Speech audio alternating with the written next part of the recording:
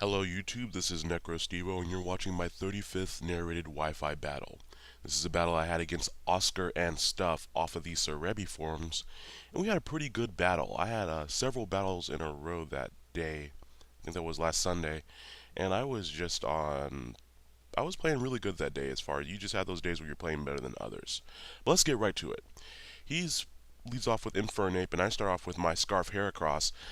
I knew he'd either go for the Stealth Rocks or use Fake Out, or he might just go straight for the Flare Blitz. So I switch out into Ambiatu, which could take any of those really. He does go for the Fake Out, and after seeing how much damage that does, I don't want to take a Flare Blitz, and I knew he wouldn't try setting up Stealth Rocks while I was in there with the Magic Bounce ability. So I go into Choice Banded Arcanine. I didn't use it as a lead this time, but I still ended up going into it against Infernape. And after the Intimidate, the Flare Blitz is not going to do very much damage, which is great, because it allows me to try to two-hit KO him with extreme speed, or overpredict expecting a switch in. I didn't see anything that wanted to take anything of my moves, and I knew he might expect the Flare Blitz by going into Vaporeon, so I went for the Choice Band Extreme Speed. And that is almost a 2-hit KO. That's a pretty solid 3-hit KO, but I didn't want to stay in on that because he could just Wish Protect stall me out of Extreme Speeds. I switch out here, go back into Xatu in case he wanted to try to poison me or anything like that, but he switches out as well. There's a lot of switching going on in this match. Entry hazards would have been nice. Fortunately, with Magic Bounce, Xatu is a complete counter to Whimsicott. So he goes out in the Staraptor. I use this opportunity to set up a light screen. Too bad I didn't set up the Reflect, because then I would have been able to stay in and then set up the light screen against Staraptor. Here I wasn't sure what he wanted to do, but I knew with max HP I could take a hit from him. He just goes for the U-turn, and after the Reflect, that still does a ton of damage. So I was surprised at how much that did after the Reflect. Then again, this is max HP, max speed Xatu. It doesn't have any defensive EVs. I'm not that afraid of Thundurus as long as the light screen is up, so I go out in the Miltank. As I stated earlier, there's a lot of switching going on, so I wanted to get up Stealth Rocks, but I see him go for the Substitute. I knew he was going to go for the Nasty Plot afterwards, which would basically equate his attack to what it would be if the light screen weren't up. So I knew I had at least one turn to set up Stealth Rocks and then another turn to break his sub. He does get a little bit greedy in my opinion and goes for a second Nasty Plot rather than just attacking me outright, because now I get to break his sub with the Body Slam. Because Thundurus, even at max HP, and probably if you put it at max defense, probably would still have a really frail subs. So here he goes for the Thunderbolt. Good job, Miltank. You put up the Stealth Rocks, and you allow me to take out the sub so that something could come in and take him out, because I did not want to switch anything into a +2, essentially, Thunderbolt coming from his great special attack. He also has Life Orb damage, and he knows that I'm going to go for the extreme speed here, and he wants to save Thundurus for later, so I'm able to force him out, and I couldn't risk going for anything else because a Thunderbolt, a +2 Thunderbolt, probably would kill Arcanine from his HP.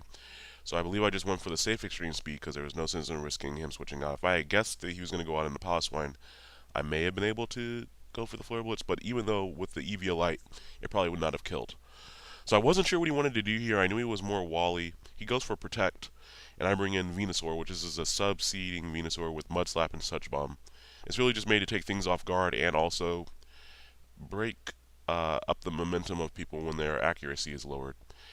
I expected the Whimsicott switch in, but I went for the Substitute anyway because I wanted to see what moveset that the Whimsicott had. Because Whimsicott gets a bunch of moves off of the Prankster ability. Here he shows me that he does have Encore, which is fine. He can't do anything to me as long as I'm behind the Substitute. He goes for the Substitute as well, I believe on the next turn, and I wanted to see if he had Cotton Guard or if he had any other attacking moves besides Giga Drain, or if he had Tailwind. Tailwind would have been good to know about too. So I stay in for the 3 turns of Encore to see what all he goes for. I believe he just puts up a sub, which is also good to know, and he just goes for Encore again. I'm not really sure why. It's not like I've locked him into Encore, although Venusaur clapping with his whips would be extremely entertaining to watch, although that would probably be making more of a whiplash sound. Anyways, I believe that we just had the 3 turns in here with the Encore. My Encore finally ends, and now that I'm back up at full HP, it's like I didn't waste anything, so that worked out well for me. I go back out into Xatu knowing that he switched out from it before. I bounce the Encore back, but it doesn't do anything, which is fine. I get a chance to set back up my screens because I'm pretty sure he can't do anything to me, and he has to switch out again. The only attacking move that I have on Xatu is Nightshade, which does the same amount of damage as your level, and he has Roost as well so that he can stay alive and put up the screen. So here I go for Roost, knowing that if he stayed in and tried to encore me, it wouldn't work or anything like that. So I get my HP back up. He's taking switching damage because he's the one who has to switch around a lot. Last time I switched into Arcanine to intimidate him and hopefully take the Flare Blitz. I think he goes for the Fake Out this time, which hits Arcanine, and then he goes for Close Combat this time. So his defense is lowered. That's not going to kill me after the defense drop. And since last time I went for Extreme Speed, this time I went for Flare Blitz, expecting him maybe to switch to something different. But since he has his defense lowered and Infernape is pretty frail in general, and I have the Choice Band, it does not matter that that's not very effective as it wipes us both out after the recoil that I take. So Choice Band and Arcanine is working out very well for me. It's a pretty good threat, and it carries priority in the late game if I need it. I had a game that Sunday where I swept with Extreme Speed in the late game. So it works out pretty nicely. Here Staraptor comes back out. I know that it's a reckless Staraptor because it does not have Intimidate, and with the Scarf I will outspeed him unless he has Scarf. And right there, that just shows that I do listen to you all when you pose suggestions. I go for the Stone Edge. I took off Aerial Ace on this Heracross, so I go for Stone Edge there. I did not want to see if Stone Edge would crit or anything like that against Piloswine, so I switched back out into Venusaur, knowing that last time he just switched out from Venusaur. He goes for Earthquake.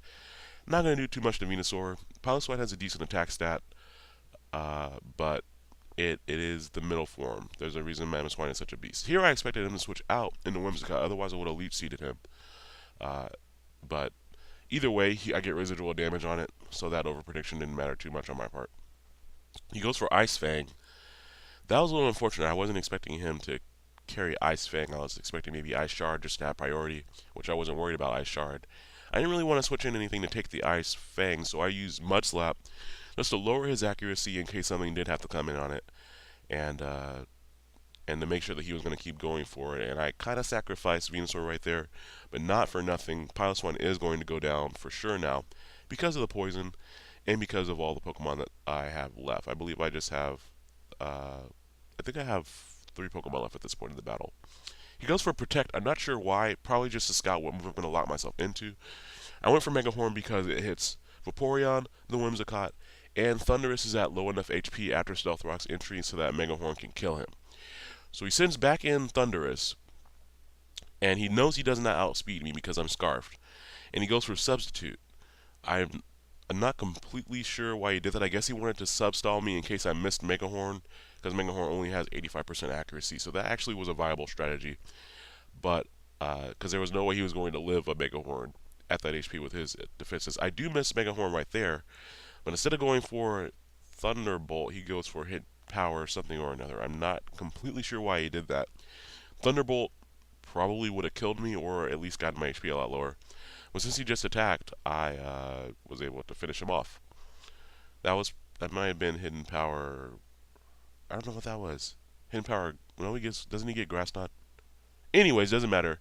Fluffy is not going to take a Mega Horn, so he double switches into Vaporeon, which also is not going to take a Mega Horn, even though that probably is a defensive Vaporeon variant, as most of them are. He was probably hoping to. I'm not sure why he double switched like that. If he was trying to win, he could have switched into Vaporeon and then Wish Protect stalled me out of Mega Horns or something.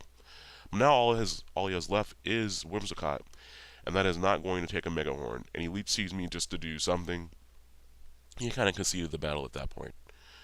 But that was still a great battle. It's very rare that I get a Heracross sweep with this with the Scarf on Heracross like that. But it worked out, so thank you for the battle, Oscar and stuff. If you guys need battles, be sure to check out the Cerebi.net forums. Good battlers over there. I will try to be bringing you all more battles. My law school studies are picking up, so I'm going to be a little bit busy, but I'll see you all later.